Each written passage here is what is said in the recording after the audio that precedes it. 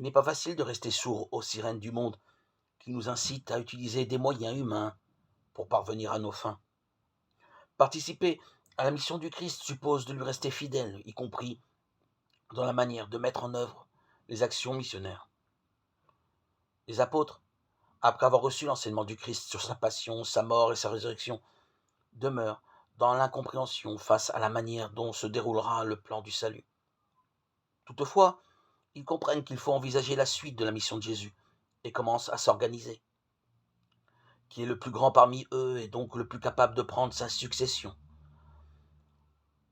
Pour répondre à cette question et les éclairer, Jésus désigne l'attitude de serviteur comme critère pour être le premier.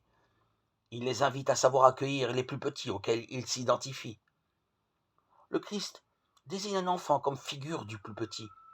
Pour Jésus, c'est l'obéissance et la confiance qui caractérisent l'attitude du petit enfant.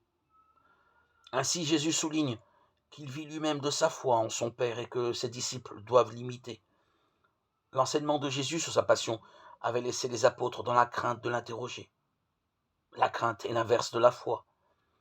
Les seules paroles échangées entre les 12 sur le chemin à distance de Jésus et hors du champ de la foi étaient leur échange afin d'organiser la suite du commandement de leur groupe.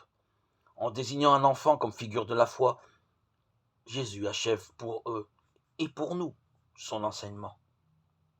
La foi se vérifie dans l'épreuve. Le juste croit que Dieu lui sera fidèle et qu'il l'arrachera des mains de l'oppresseur.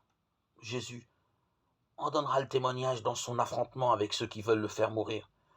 Dieu ne l'abandonnera pas, mais pour autant la souffrance et l'épreuve ne lui seront pas épargnées.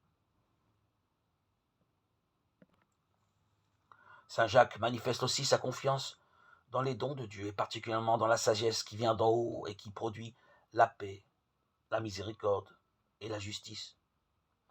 Nous aussi, soyons de bons serviteurs en mettant notre foi en Dieu, qui nous prodigue tout ce qu'il nous faut pour rendre un témoignage fidèle